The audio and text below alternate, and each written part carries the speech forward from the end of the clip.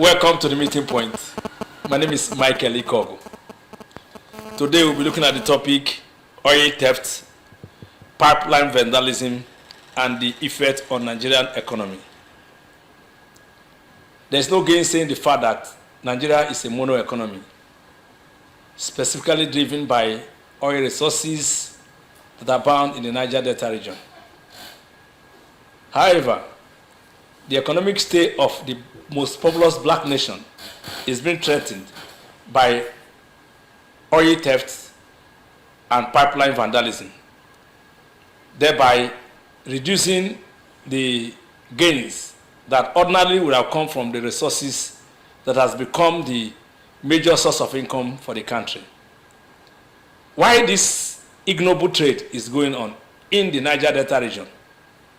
There is accusation and counter-accusation among the powers that be in the oil sector, to the extent that the religious circle have been drawn into the ignoble fight. Why the military authorities and security agencies in the country are not left out in the blame game? What is left to be done is the fact that the Nigerian government has not been able to really come out forcefully to nip the ignoble trade in the bud. While we continue to ruminate on the impact of oil theft and pipeline vandalism, if nothing is done to checkmate the illegal trade, Nigerian economy will continue to be impacted negatively as a result of these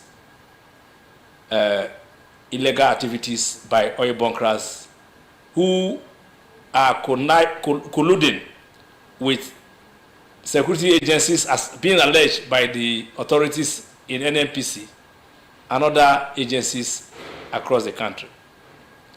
I have in the studio two gentlemen of the press to help us look into this topic. By my immediate left is Dave Okpogadie. He is a reporter with the Nigeria News Direct newspaper here in Asaba. Dave, you are welcome. Thank you. Good evening, viewers. We also have in the studio the nation correspondent in Asaba, Okungbowa. Okungbowa, you are welcome to the studio. Thank you, Mr. Moderator, for having me. Dave, recently we have had what I will summarily say is a blame game between the security agencies and management of NNPC. What is your take on that? Actually, the issue is more complex than what we are seeing on the surface. Because you agree with me that since oil became the mainstay of the economy in the 70s, you see, a lot of people have come to realize that this oil business, there's so much money in it. From the multinational companies to even the Nigerians, the locals, you know, everybody is involved in this crime against the nation. Even the oil companies are not left out. Because we know, I personally over the years have wondered why the government has not been able to do anything concrete to checkmate the oil companies. I think the locals over the year, because of the activities of these oil companies that have gone unchecked, the locals who are also seeing all these things decided to partake in this crime by stealing the oil.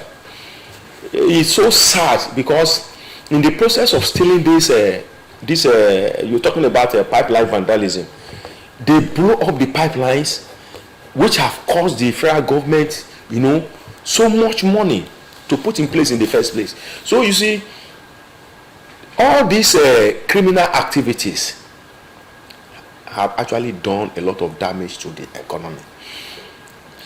You see, a lot of money bags have emerged from these criminal activities in the Niger Delta, and the thing has gone beyond Niger Delta, because even anywhere you see pipeline, even as far as Lagos, people destroy pipeline to steal, you know, oil, either refined or crude. this has been going. I think this thing became noticeable towards the end of the military era, and it is so sad that people we ought to look up to in the society are involved. Some of these people have so much, they've amassed so much wealth that even the government is scared of them. I don't want to believe that the government and the security agencies don't know these people, and this thing keep happening over the years unchecked.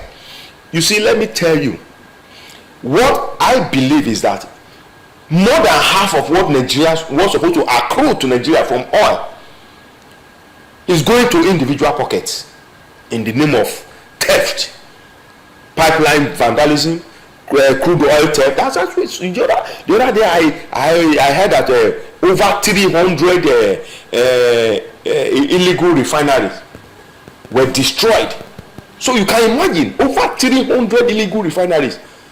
Look at the quantity of, and the crude oil these people are refining illegally are stolen. So you begin to wonder how come a crime of this magnitude has been going on over the years unchecked. It's so sad.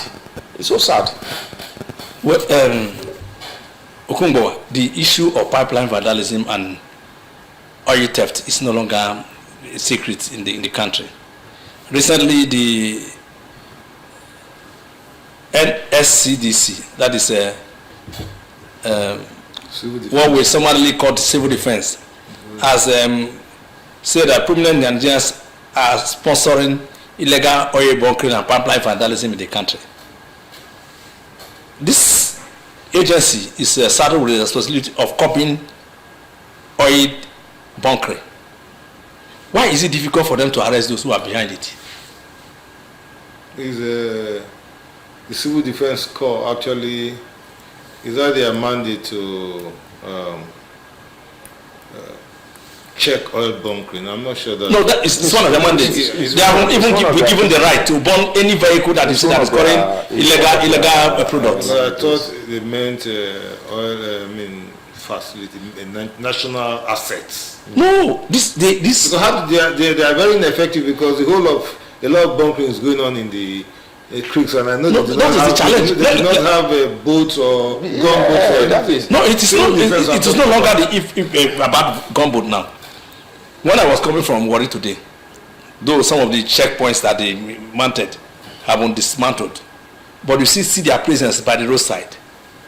They have the right to burn vehicles, trucks, conveying that is illegal refined products. Is that not the superficial? Because I'm saying the real bunkering is going on in the creeks. If it's going on in the creeks, where are they evacuating them? How many are they? What about the ones that did not? Yes, he's right. He's right, because most of the criminal activities are going on in the creeks. No, but and when even this illegal refining are going on in the creeks. No. Yes. So by the time they finish, they bring the products out in different means, different ways. But let me tell you, let's not digress, because I just wanted to be. No, the question, my particular concern is, if they are saddled with the responsibility of checkmating illegal oil bunkering activities wherever it is happening in Nigeria, be it in Lagos, be it in Niger Delta or anywhere, why have they not been able to, if they are telling us that prominent Nigerians are sponsoring illegal bunkering and pipeline vandalism, which means they know that these people are responsible, why have they not been able to arrest them? It is similar to a question that when governments say we know the sponsors of terrorism in Nigeria and we are going to name them, the government makes such threats on a regular basis. The Imo State governor, I think Hope Uzodimma, said something about revealing the sponsors of violence in the southeast in Imo State. But at the point of naming, they just make threats and they keep quiet and fall back asleep. So what I'm saying is, governments know the perpetrators of this crime, but because they lack the courage, because they are not sincere. That is why they will not name these evildoers and shame them. That's the major reason. So, as we speak, the quantum of crude oil theft is mind-boggling. The NNPC, the Nigerian National Petroleum Company Limited, I think one of their top managers, what he's saying is $700 million is lost. The value of $700 million is what is lost in Nigeria. That amounts to 470,000 barrels. That is what is lost monthly in Nigeria from the system. So that tells you that there is a huge cover-up. There's a conspiracy somewhere just to ensure that, like in all things in Nigeria, it's mind-boggling. It's impossible to even imagine that 470,000 barrels monthly is lost, the equivalent of $700 million. How much does that amount translate to in 1 year? It's mind-boggling. So like my colleague said here, Mr. Dave, he said the federal government is even scared of, our government across board, they are scared of these criminal individuals and gangs that are behind it. Look, it would interest you to note that the 3 federal oil terminals, the one in Bonny, the one in Okpogadie, the one in Braz, all of them are unable to produce.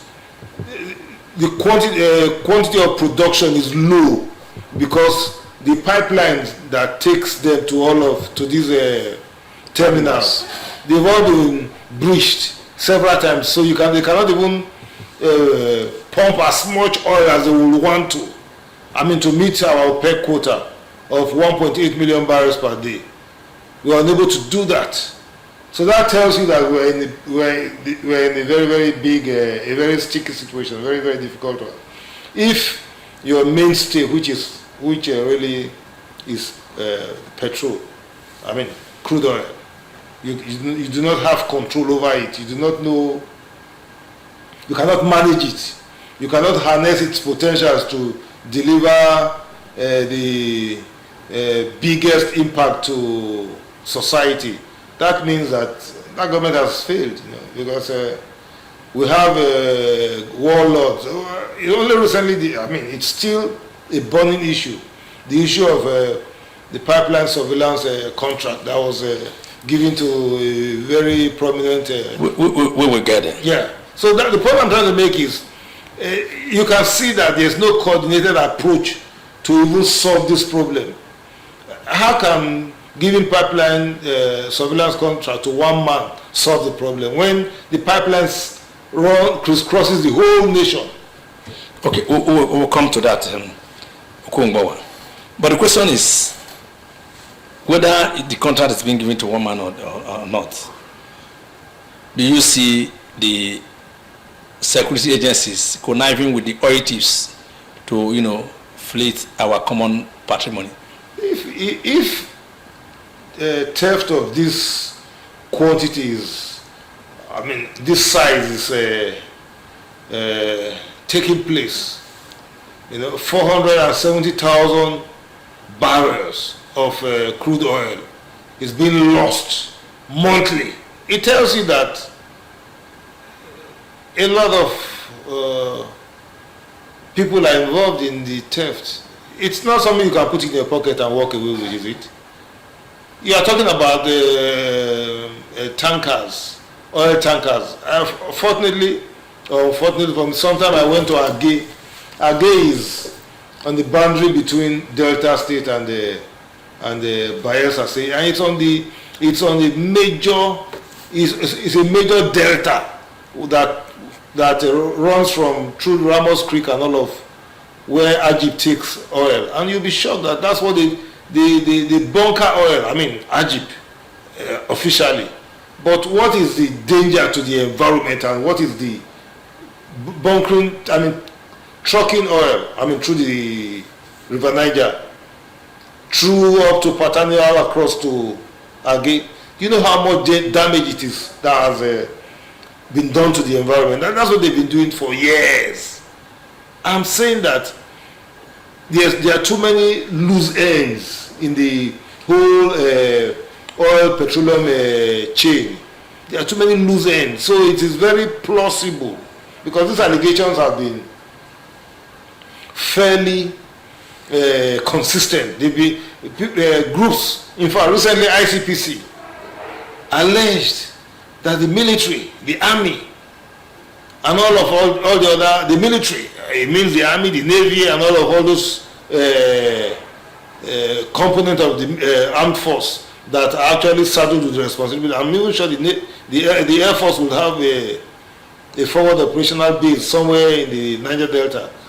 So if all these security agencies are on ground there, because I traveled from Bomode, I think, on using a speedboat, going to Agé, and there were several military checkpoints like you find on the road, all at different intersections on the river. You know, I saw not less than 5. They all had gunboats. The Navy was there in full force.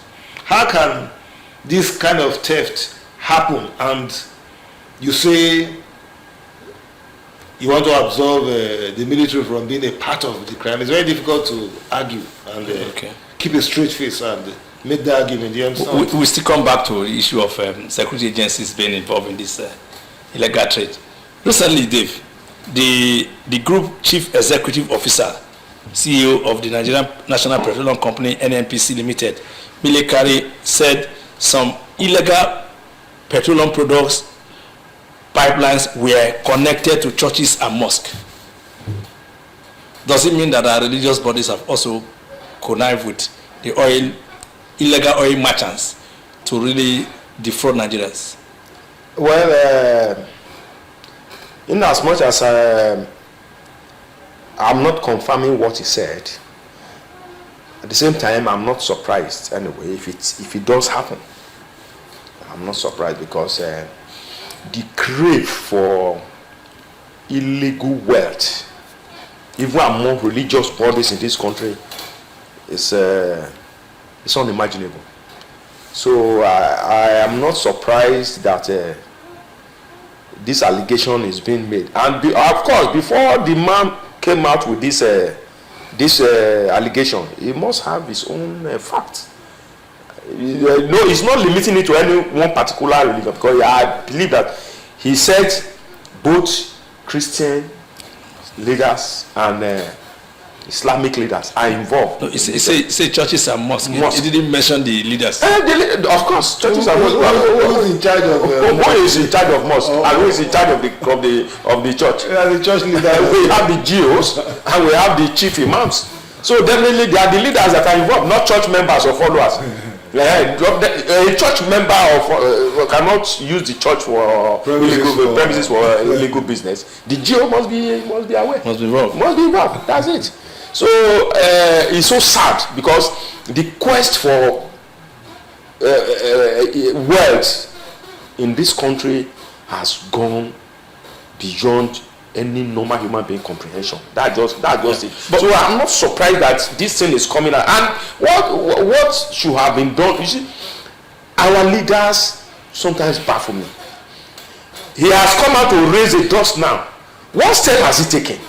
God bless you. That is where I was going to. We are not. I've always been saying that as a people, we are not really serious. That's the problem we have in this country. We are not serious. Before, in a sinner crime where people reason like human beings, before he came out with this allegation, they must have done the underground work and people must have been arrested. You are coming now to tell Nigerians that, look, this is going on, this illegal activity is going on, and you are just telling us for telling us sake. And at the end of the day, the people involved are still working freely. The business, as I speak to you now, I still believe that if it is true, the business is still going on, unchecked. So why are we like this? Okay, if this allegation is true, because I was not among the people that went to really investigate to know that some pipeline have been, pipe into the church or into the mosque. Why is it difficult for the agencies responsible, like the NNPC itself, to arrest those leaders of the churches and mosques that such illegal pipeline were connected into? I'm not sure it is the NNPC's responsibility to make such arrests, but to pass on information to relevant authorities, because I know that every investigation, these things they are not new. Nigerians know that the humongous theft that is taking place, the pilfering of our commonwealth that is taking place in the oil industry, has been going on since when oil was first discovered in Louisville. Because apart from the fact that the oil, I'm just digressing a little, apart from the fact that the oil companies are involved in this theft, recently Nigerians have realized that they can also begin to vandalize pipeline and take petroleum products and sell, and that has actually changed the equation completely. And I tell you, we have pipelines crisscrossing this country, and these vandals go to any of those pipelines they know that are active. They break into them and begin to siphon fuel. Siphon crude oil, all manner of petroleum products. So what baffles me is how this thing, in spite of the media outcry, in the last couple of 10, 20 years, attention has been riveted on oil theft and all of the things that has been happening around the oil industry in the last 10, 20 years. But no action has been taken. Does that not terrify you? So what we are facing as a country is a group of people have just taken us hostage. They are in charge of Nigeria and they are saying every other person can go to hell. In spite of the fact that our oil industry is the least efficient. If you compare it with other national oil companies like the Aramco in Saudi Arabia or the Petrobras in Brazil and all of the other top oil exploration and producing companies like NNPC Limited is trying to do now, which everybody says it came too late, but better late than never. But the point is, in spite of all these deficiencies, we are still faced with the existential threat of vandals and oil thievery at the scale that we are seeing. So it shows that we're in deep trouble in Nigeria, and I really don't know why the federal government threatens every time. We are going to publish the names of people behind terrorism. We are going to publish the names of groups behind the violence in the southeast, or even oil theft and pipeline vandalism. Nothing happens. And I think it is high time Nigeria began to ask questions, and I'm sure it's sincerity we actually need as a people. The government is not sincere. The government lacks courage, and we've been taken hostage by a very vicious and violent cabal that is running Nigeria. Okay. To add to what he has just said, even when the churches and the mosques are being accused, the accuser has failed to actually include the political parties. Because one of the reasons why they can't bite is that some of these ill-gotten wealth also find their way into the political parties. Definitely. They become big sponsors of political activities. So at the end of the day, you see that the government will just back without biting. So let the person also include the political parties. Okay. Not only churches and mosques. Okay, the involvement of the locals has raised a question to the sincerity of Nigerians in protecting government assets in their domain. Do you see oil bunkering as an organized crime between the locals and the oil thieves?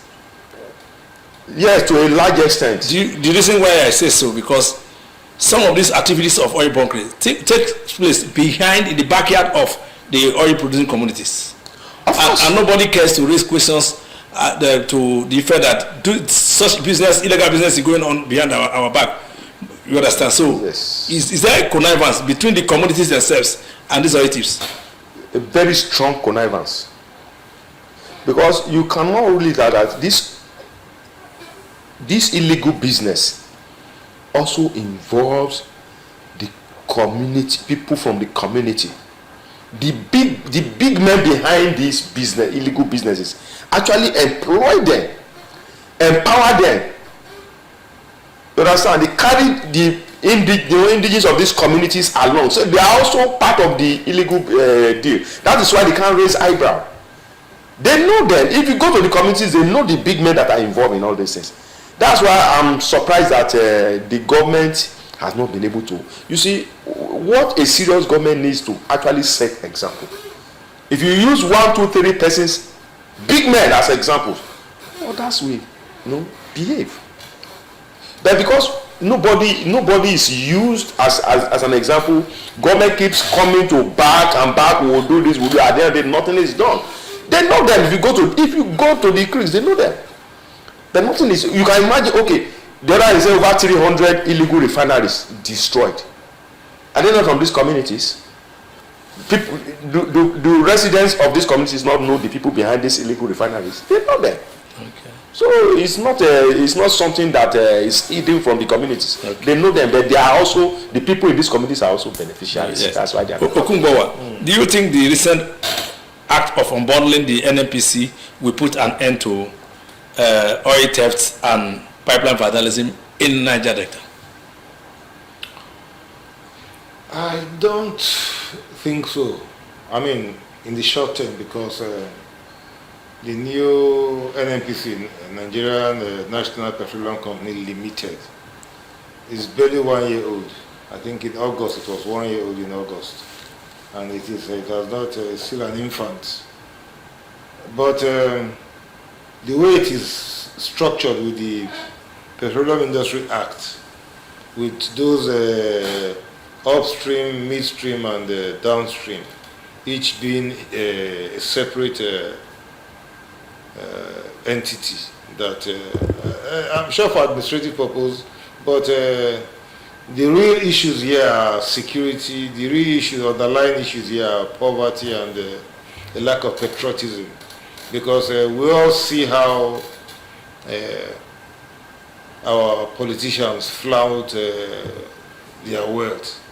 They live very outlandish lifestyle, you know. So people are, the younger generation now, they have become that is a role model. A lot of people want the good things of life without having to work for it. So as it is, the problem of NNPC broken into, unbundled, let's see how that one pans out, because we can't be sure that... For your opinion, do you think we solve the problem? It should. I mean, if you situate it in the context of the Petroleum Industry Act, it should, because everything is supposed to be modernized, because if you have an NNPC limited that can explore, that can process, you know, produce, it should have a significant impact on the local economy. Because, if you still cannot get your, I mean, the pipelines are still being vandalized, if theft is still taking place at this a large scale, where will they find the crude oil to process?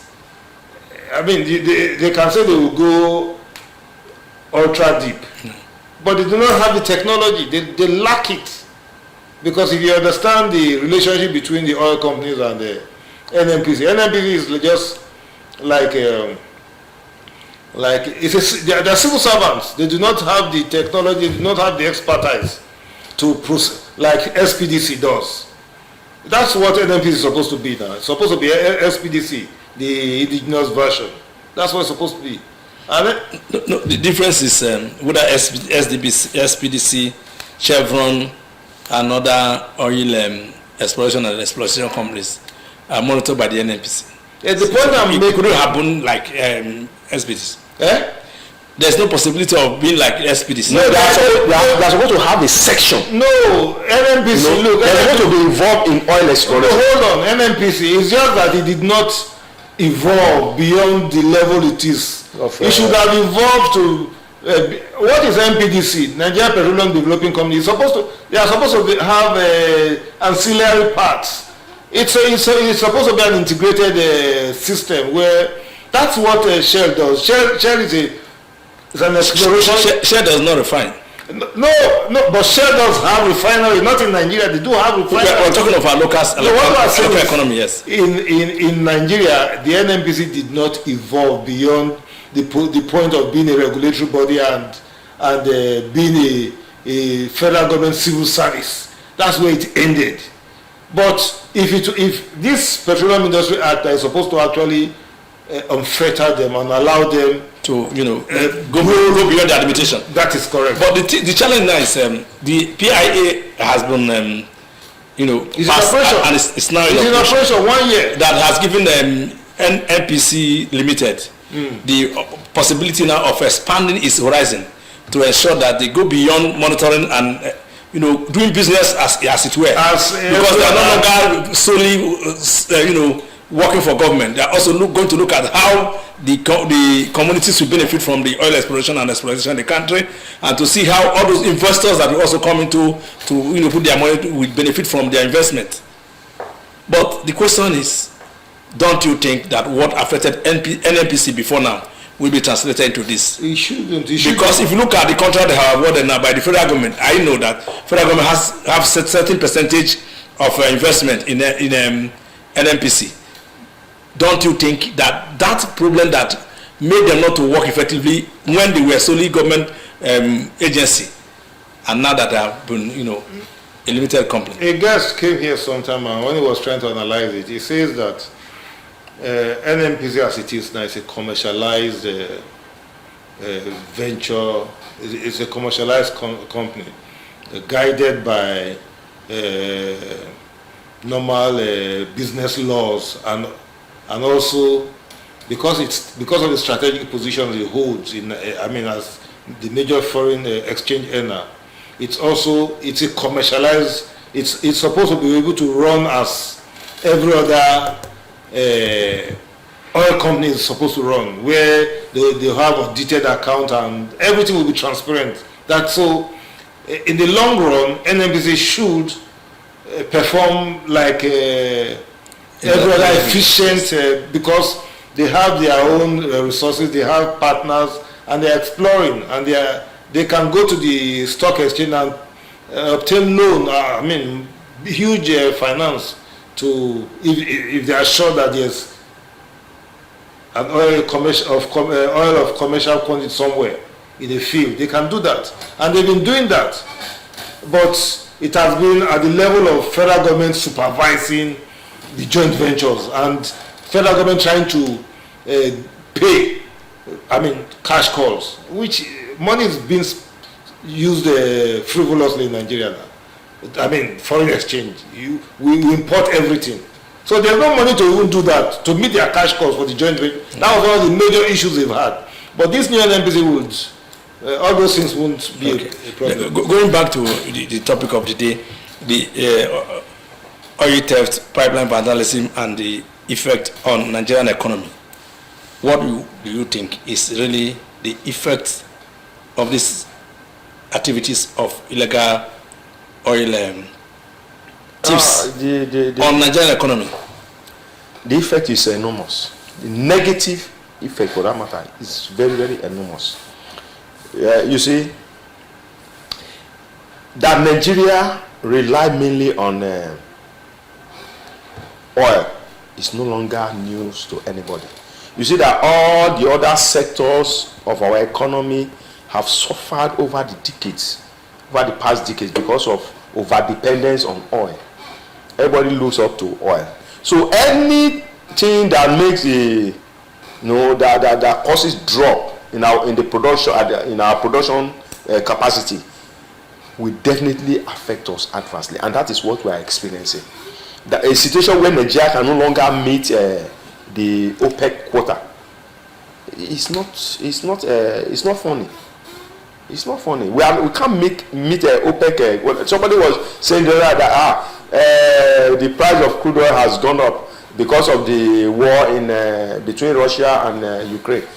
So I was like, why are you happy that the price of oil has gone up? Is it going to benefit us? We can't meet our quota. In what way is it to benefit us? We can't meet our quota.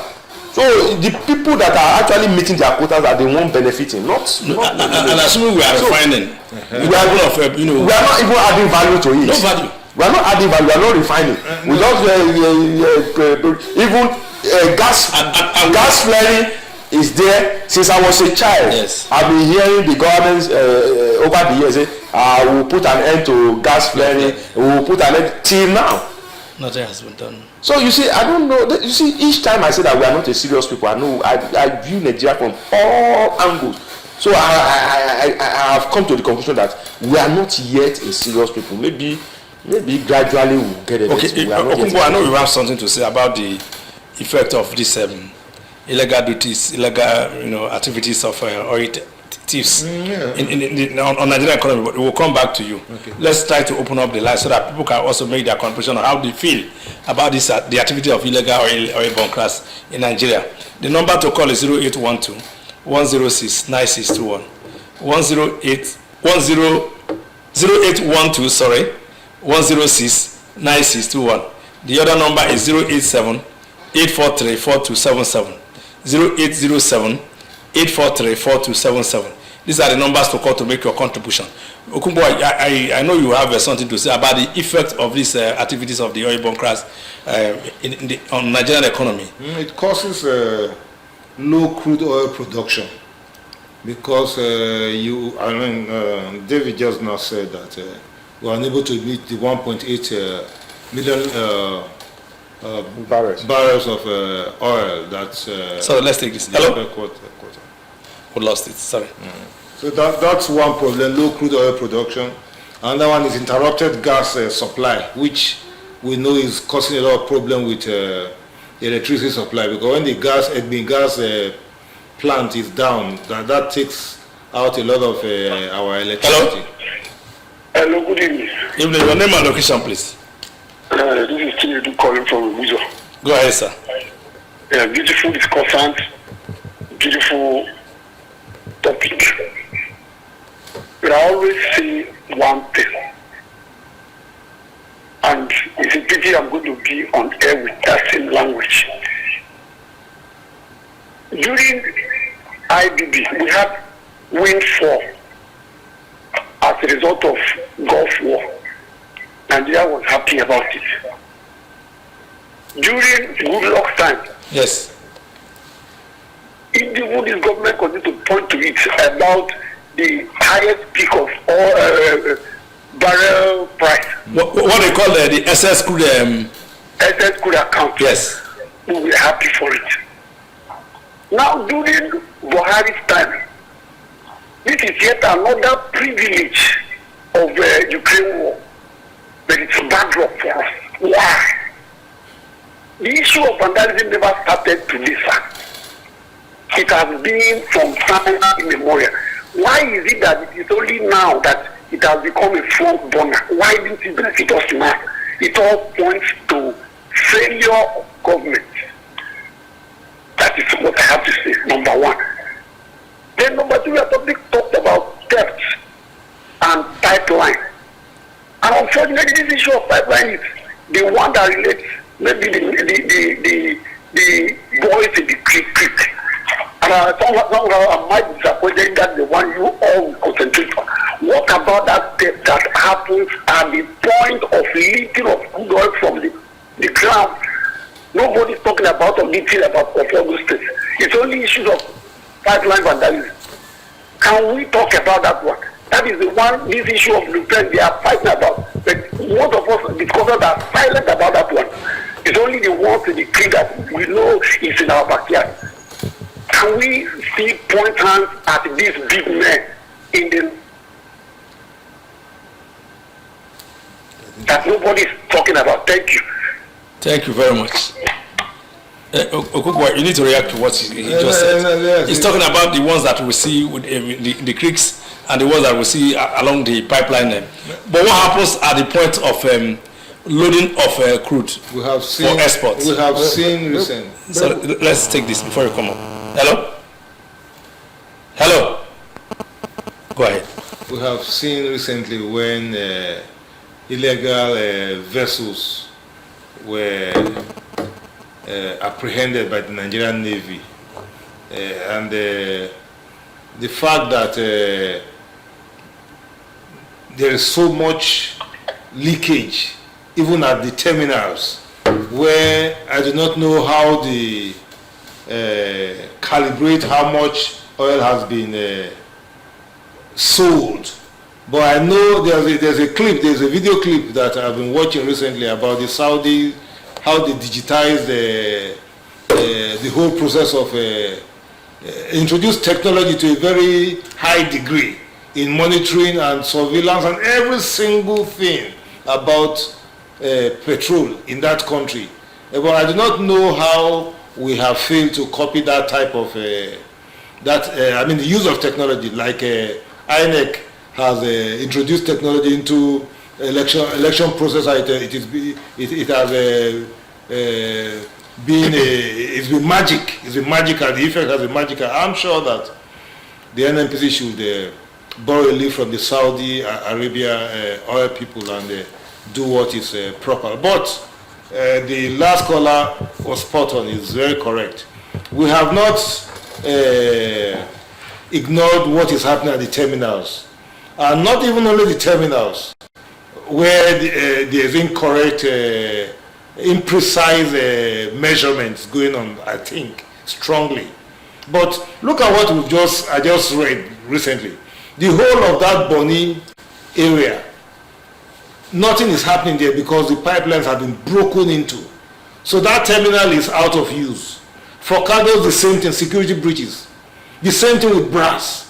So that tells you that we have a problem at our terminals due to the fact that, there's low crude oil production. But the ones that come in, how much of it is sold officially and how much is sold, because recently it's been in the news. The Navy, I think, apprehended an oil tanker, massive one, length of over 400 feet and in length and about 90 feet in width.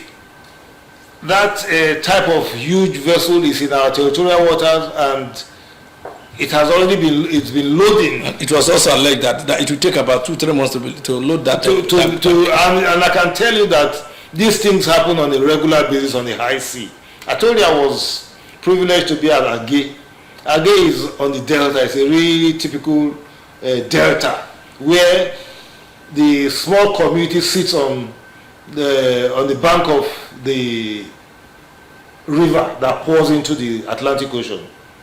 Now, the amount of bunkering that goes on there officially, what's it called? This Indian company that runs those marginal wells in Kwale and Ndukwa, those areas.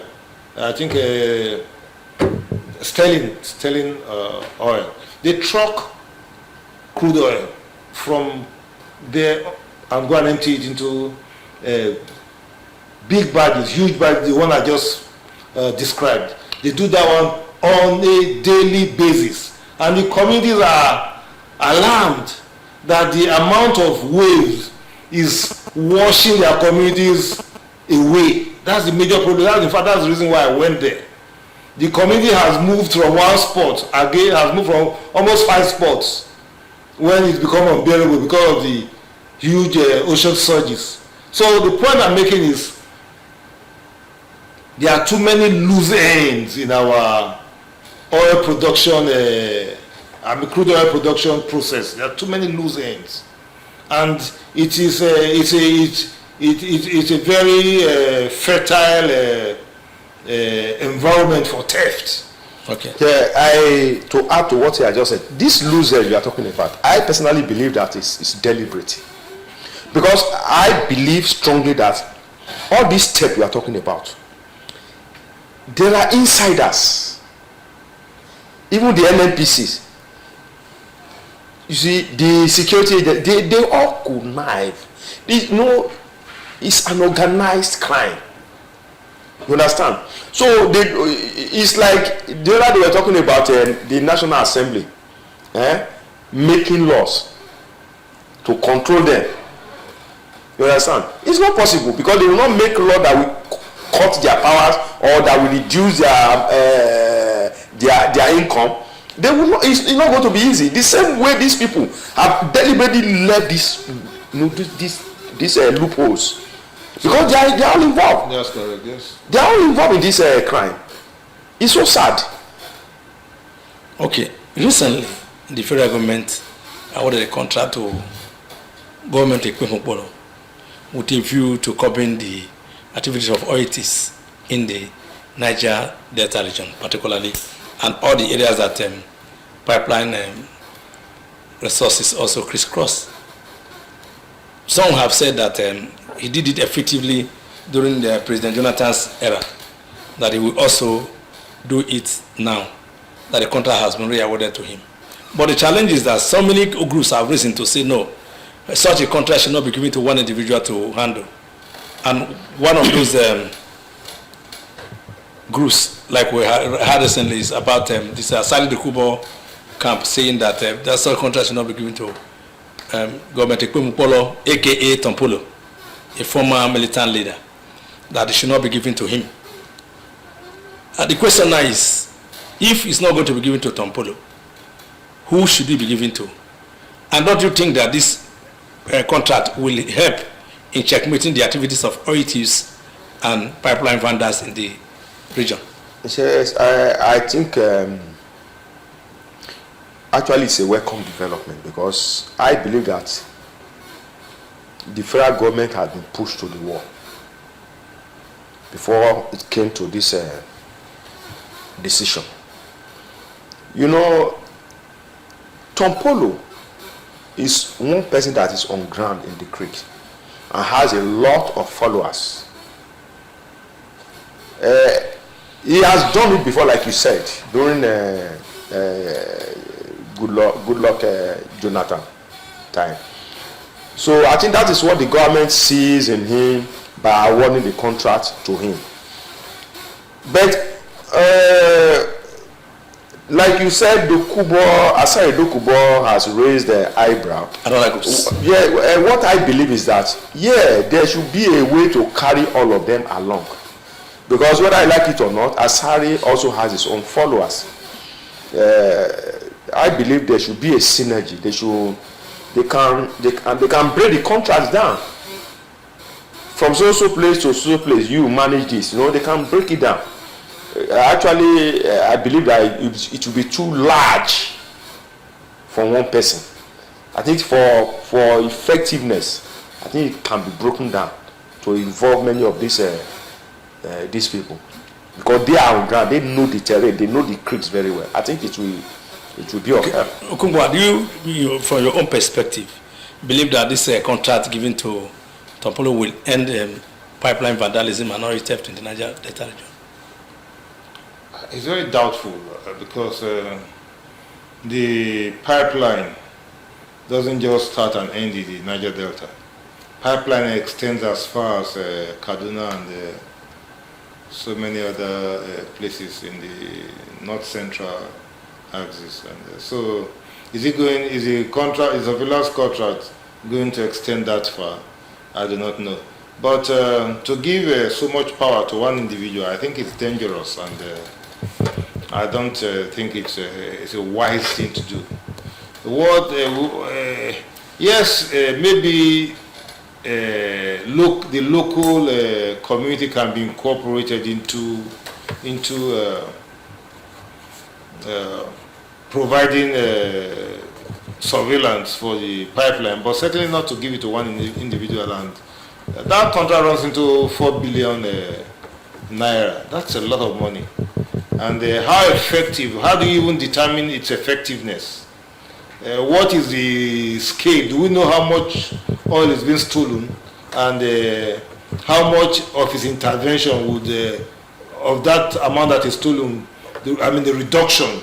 In percentage terms. So we need to be a little scientific about this thing.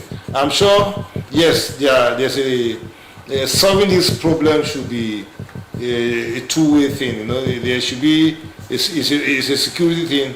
At the same time, they should deploy technology, because what technology does Tompolo have to survey? Okay. Is he going to hire trucks? I really don't understand the thinking of NNPC when whether they're going to hire to use technology or not, it will still be individuals that will man it. Yes.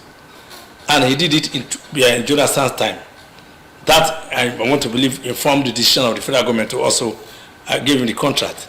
But if giving it to him is a problem, how and what, in your own opinion, should the federal government do to solve this problem? I will order. They should actually get this NNPC Limited, because it is broken into 3 parts now: upstream, midstream, and these are agencies that have regulatory rights. That's their mandate. This and the downstream sector, they are agencies, and they have what's it called? They have a head, executive officers. They do have them, and I think also that through an instrument of because the PIA bill now, they can begin to try to take know how much oil is. No, you told us here the quantity of oil you are losing every day.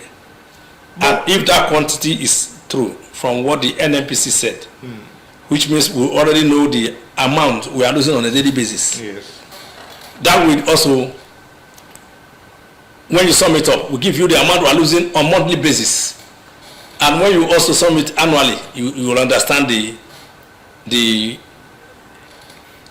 Do we know how much oil we produce as a nation? No, the one they have told us is what we are working with. The one we don't know should not be our concern now, because that the authorities have said this is what we are losing on a daily basis. And when you compare it to the amount of money they are going to pay to these contractors, you will agree with me that the far-reaching gain is more than what will be given to the contractors. No matter how we are going to, weigh it, no matter how you are going to, orchestrate it, there is basic truth that the basic truth is that a company will do it, and if a company is going to do it, individuals will be behind that company that will execute that project. What is wrong in giving to Tompolo's company? No, what I believe is that actually giving Tompolo the contract doesn't mean that Tompolo himself, he will have to recruit people. He might even sublet to others, because I believe that he himself is aware that he cannot do it alone. So he's going to involve others. Like Asari Dokubo, I actually believe that he should reach out to people like Asari Dokubo so that they can work as a team. Because sincerely speaking, you see the locals of this creek, many of them have gone so deep into these criminal activities that it will take people like Tompolo, the Asari Dokubos, to talk to them, to prevent them from continuing these illegal businesses. Because some of them are so deep in it. That is why I believe that it is very, very important that these same people like Tompolo, Asari Dokubo are brought on board to do this job. Okay, in spite of the huge amount of money we are losing as a result of oil theft and vandalism, who is really thinking about the economic sabotage, the impact of this oil, illegal oil activities? Sorry, let's take this call. Hello? Hello? Hello? Nobody is thinking about the impact on the aquaculture and the environmental damage the illegal activities is causing the region that produces the oil. From what I understand, it will take years for the remediation of any oil spillage to take effect. Thereby, every activity, agricultural activity that will take place within that period will not be of any benefit to the communities. How are we looking at the environment? Let me give you a very graphic example, a very classic example of the impact of oil exploration on. So let's see if this one go through. Hello.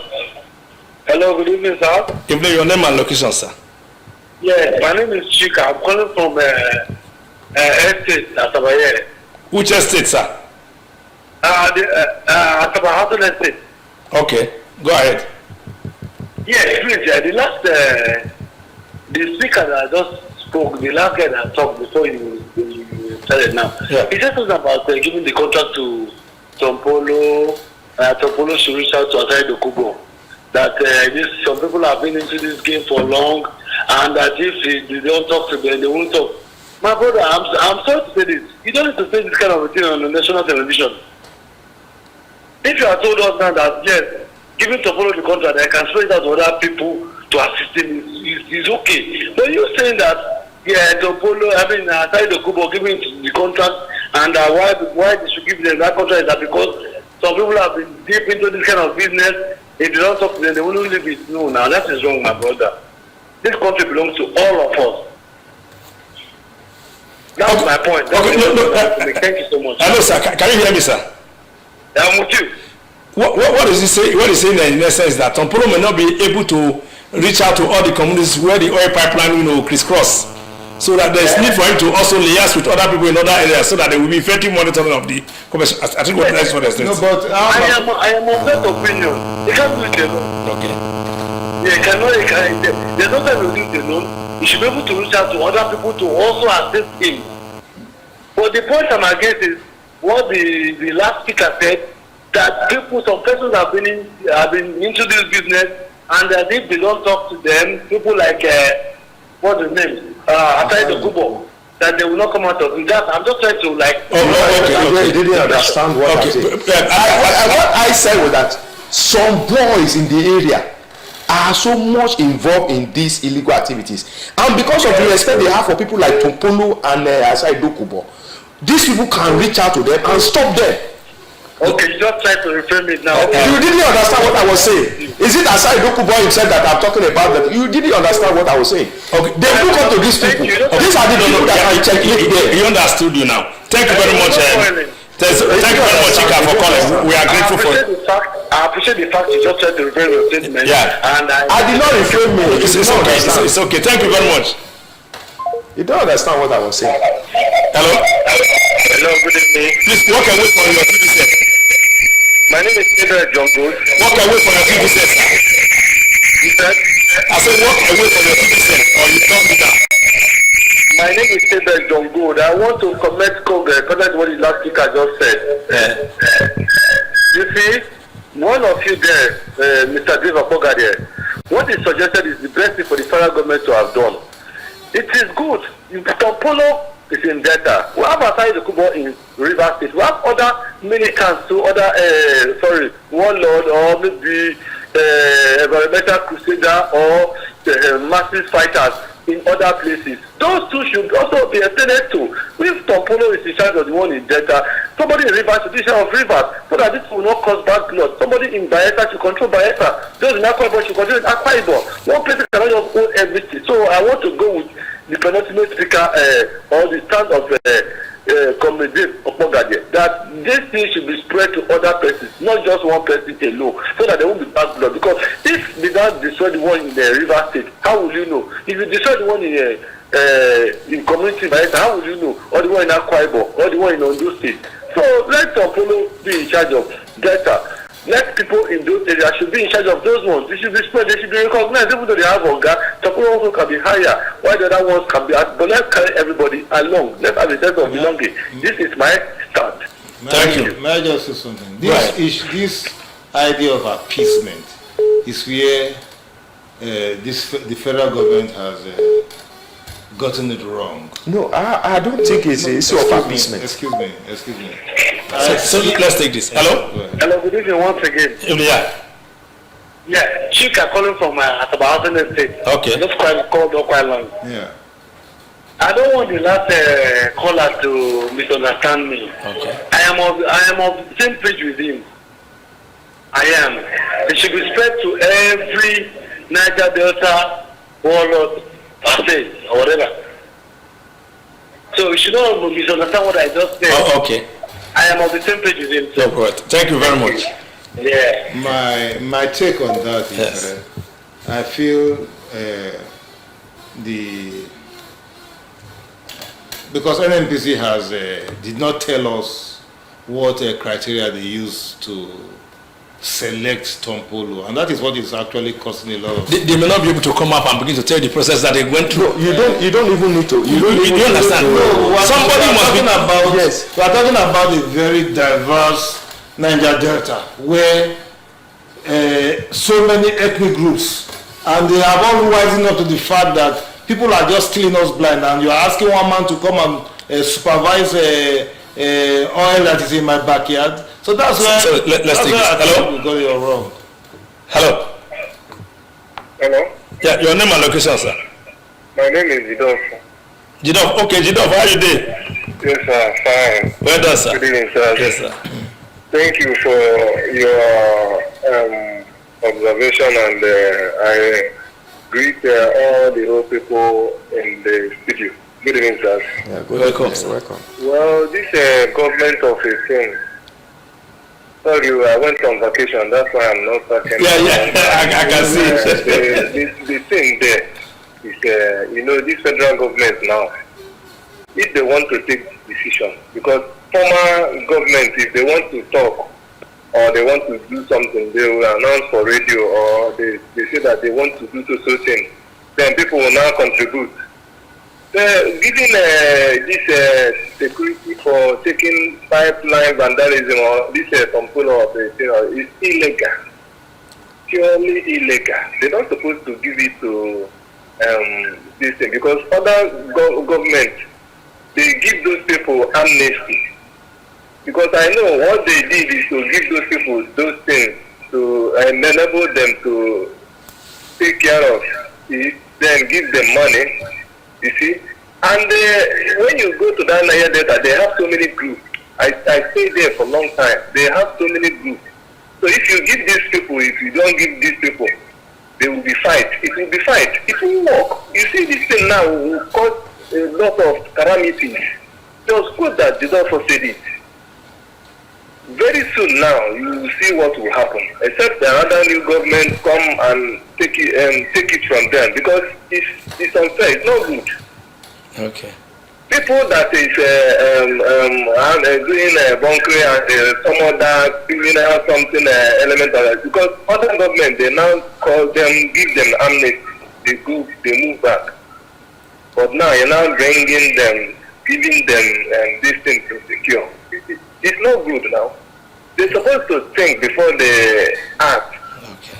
That's my suggestion. Thank you. Thank you very much. May I just chip in this one? Yeah, go ahead. Because I know that in 2014, I mean 2007, up to before this, the government came in. Not just Tompolo, several other persons had this pipeline surveillance. Hello. Delta State. Hello. Hello, good evening, sir. Your name and location, please. Okay, my name is Mr. Bwenyi. I'm calling from Ibuzo. Okay. I just came in and met the program on ground. All right. I think the summary of what I have to say is for the federal government to have contracted the surveillance to Tompolo. I think it's a good one as far as I'm concerned. It's not possible to contract contract somebody or a group of persons to carry out surveillance. It must be given to a particular person, be it a company or an organization, as the case may be. So giving it to Tompolo is putting a square peg in a square hole. It is now done on Tompolo to now do his consultations, getting personnel, other people that are involved in such situations to also help out in the surveillance activities in their various areas. So I don't see anything wrong in that. The only advice that can be given is for him to also carry other people along to see that there is a positive progress towards that aspect. Talking about stopping vandalism or theft, as far as I'm concerned, is not something that can be stopped in totality. But as far as you can get it up to about 60 to 70%, is a positive move towards saying that the economy, the areas are concerned. Okay. So that's just my input on this. Thank you very much. Yeah, thank you. Can I just chip this one? Go ahead, I please. just realized that before now, this contract was subcontracted to so many, I don't want to name names. And in fact, the governor in this state removed one of his henchmen's name from the contractors because the person decided he wasn't going to toe his line politically where he was headed. And he was penalized for that. So during that Goodluck Jonathan time, the contract in Delta State was not given to just one man. Who was coordinating it? I wouldn't know because we don't know the details of this thing. We are saying NNPC has been very opaque in their dealings. And this is one example of opaqueness. They should at least tell us, because NNPC is no longer a federal government owned entity. It's not a limited liability company. Yet, and very soon they will go to the stock exchange to, I really don't understand the way they behave. But they have gone ahead without telling us they should be transparent. Tell us the criteria they've used to give this contract. I mean, that's the only way you can actually assuage the feelings of a lot of Nigerians. But there's one thing I want us to really understand. First of all, that for a period of 6 years or so, there was no pipeline contract. But that this present administration now, towards the end of their tenure, decided to say, okay, because of what we have experienced, the downturn in oil production that has made us not to meet our OPEC quota. I think it is very, very germane that we give this contract to people to help us man the pipeline in this network of pipelines. The network of pipelines. That is one thing we must first of all accept. Whether it's given to company B, company C, or company A, it is still individuals that will man these pipelines. You understand? Yeah. The way and manner the NNPC, went about before they really gave out this contract, it's left for them to really tell the public how they were able to arrive at this point that we are. But there are emerging indications that shows that it is not only Tompolo that will handle this contract. Of course. That we are going to investigate, and in our subsequent of course, subsequent programs, we'll try to unveil those who are also behind this contract. Some say there are people in Bayelsa that will handle. Some will handle in Port Harcourt and Imo State. Some will handle Edo Delta. But hold on, all this heat would have been properly ventilated if NNPC had come out. No, the first should be theirs, not us. No, that's the point I'm making. Because it is what is in the public that we are trying to analyze. They have not covered themselves. I think the issue is this. With the way they've handled it. That's the point I'm making. I think the issue is this. Even during President Goodluck Jonathan's time, Tompolo was seriously involved. Even there were other people that were helping out, at various points. But Tompolo's name was at the forefront. And I believe that this time around, is still going to be like that. Let's take this. Hello? Okay, we lost it. Let me tell you what, that last time, what I thought happened was that, because I do not want to name names, the Shekiri group had a prominent leader running the show there. They had prominent leaders across the various ethnic groups. That was what happened in Delta State, at least I know. And the political fallout actually opened our eyes to what was happening then with that pipeline surveillance contract. You know, some people's names were removed because they did not toe the line of a particular governor whose political inclination they did not buy. You know, so that tells you that then there was no rank. But I can tell you now that after that contract was awarded to Tompolo, I can even within Bayelsa State, Egbesu youths. There's a statement. I did the story. Beyond that, even in Isoko, there's a protest blocking the expressway. So what that means is, how come so many people are agitated? And that was not the case when it was first done. So what is going on? You know, we want to know. Is it that local leaders will be in charge of pipelines within their communities, or one man is in charge? That is what appears to be the case. Okay, like I said earlier, we'll try to. I was in Isoko last weekend, and I'm aware that some Isoko youths, they have reached out to some Isoko youths, and people are beginning to form groups. I know this thing, it will go round. I believe Tompolo will get a lot of people involved.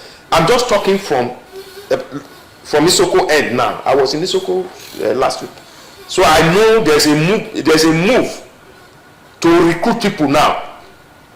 You understand? To execute the job. To execute the job. Okay. And I believe that I think while we're going to reach out to people. While we're with the outcome and more revelations that will come as a result of this contract that have been awarded, we'll leave it at that. But the most important thing is that, in moving forward, what, in your opinion, should be done by the NNPC to end oil theft and pipeline vandalism in Nigeria? There's a statement from this Wunti, I think it's the general manager, NNPC Limited. He's talking about synergy. He said the Nigerian Midstream and Downstream Petroleum Regulatory Authority, the Regulatory Commission, they should issue a bill of quantity, and they should also handle vessel clearance and export permits, while the Federal Ministry of Trade and Industry handles the issuance of export permits. What I think is happening is the federal government, the agencies there, it appears their responsibilities overlap. One agency doing this, it will seem as if the agency is in charge of everything. That is where abuse thrives. Maybe a Federal Ministry of Trade and Industry would handle export permits.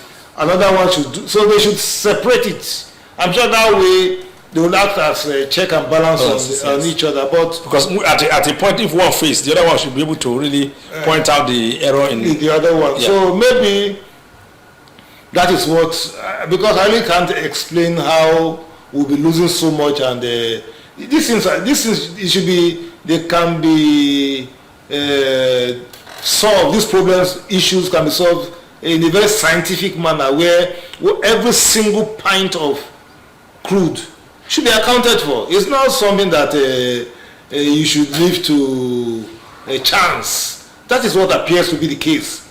Technology should be deployed. Technology should be deployed.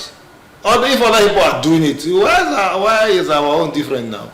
That is what really is a mystery to me. So, but I'm sure that people are, like David just said, people are deliberately creating these loopholes so that they can benefit.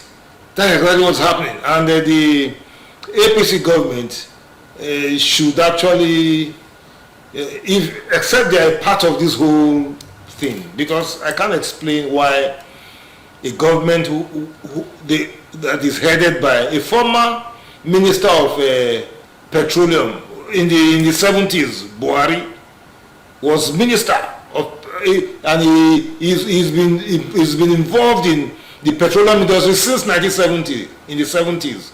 I can't explain why, as head of state now in these modern times, with all the technology available, he can't, in 7 years, in 8 years, he can't solve the problem. I'm at a loss, and I want to hold them responsible for. Dave, what do you think is the way forward? Because time is not our side. What do you think is the way forward? What should the federal government do to end the oil theft and pipeline vandalism in the region? outside the contract they have given to Tompolo, even if we are going to go ahead with the contract, what should they do to really, calm already tense nerves in the region? Yeah, not too worried about it. I think the federal government should sit up and look inward at the staff of these various agencies, saddled with responsibility of managing our oil industry. Because, like I said earlier, they know what is happening.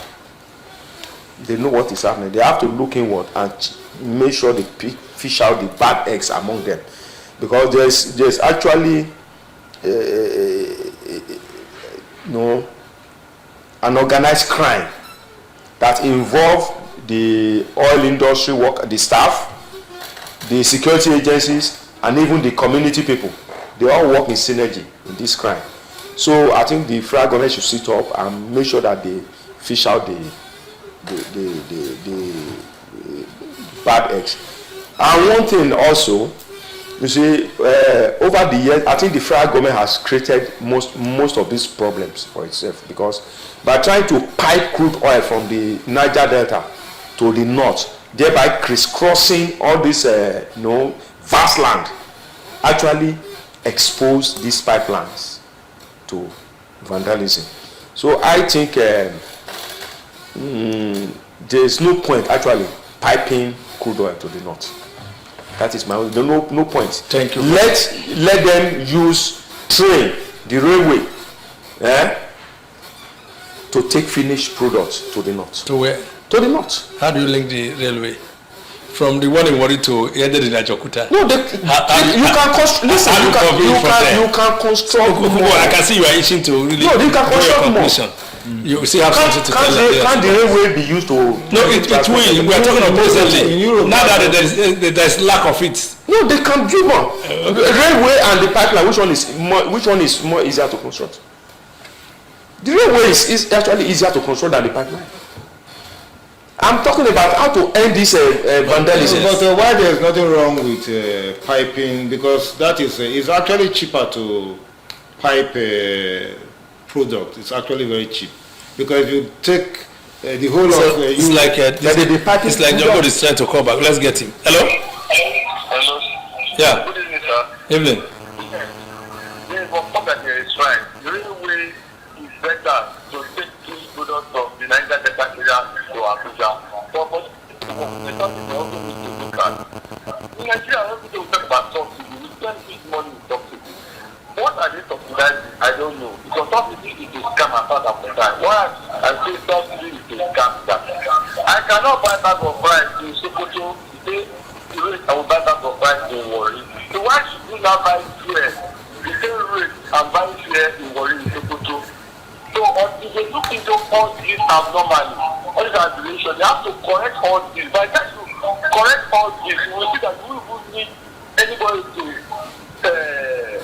secure your pipeline. Are you getting me? Like what Okungbowa that said earlier on, that what Buhari was able to do in 2017 and 1964, he did not do it now that 6 years.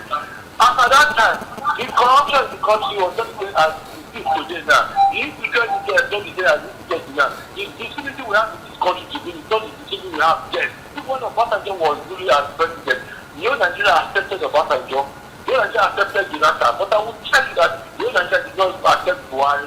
So we have to fight all those areas first before that try to unite or make itself acceptable to Nigeria. Nigeria has to accept itself before we're not thinking of how to grow any area of the economy. So we need to look into all these challenges that we're having in this country. Whether something to transferring the money. Why do we need to give contract to one person to secure our oil when we have the military? What are we paying the military for? Tell me, what are we paying them for? The country is soft. I'm telling you the truth. So we need to right this wrong step before you can get forge ahead. Okay. Thank you for letting us know that Tompolo have contacted some youth in Ejoko. It means that the man is actually ready to work. For now, let's do that step. Thank you. Thank you very much. Okungbowa, please, for want of time, 2 seconds. Now, solving the Hydra-headed problem of oil theft and pipeline vandalism requires courage and requires sincerity on the part of government, because it appears it's a conspiracy against the masses by the elites. Because what is happening is making everybody begin to wonder whether, that is why you can see everybody's trying to get a piece of the cake. So until we begin to, our leaders live exemplary life. Okay, thank you very much. Dave Okpogadie, I want to thank you for making it to this episode of The Meeting Point. And I would Okungbowa also thank you for really contributing immensely to the success of today's episode. Nigerians, we must begin to do things the way that other people will see us and believe that we are serious in our businesses. The contract awarded for the pipeline security should be, made known, the processes and how it will be carried out. That is the only way the freed nerves of some individuals concerned will really be calm, except otherwise the contract may not be able to see the light of day if other agitators from the various interest groups are not brought to the round table to discuss the way forward on how to manage the contract. By and large, the federal government of Nigeria must really sit up to address the issue of pipeline vandalism and oil theft. They must also look at ways to account reasonably for the crude oil production on a daily basis and what goes out of this country. If they are not conniving with those who are perpetuating this illegal trade, what stops them from giving us the real account of oil production in the country? We leave Nigerians to begin to really call on the federal government to live up to its responsibility by accounting for every bit of oil that is produced in this country. That and that alone will help us to chart a new course for the economy of Nigeria to develop. My name is Michael Ikogu. Join us same time tomorrow for another edition of The Meeting Point. Have a wonderful night rest.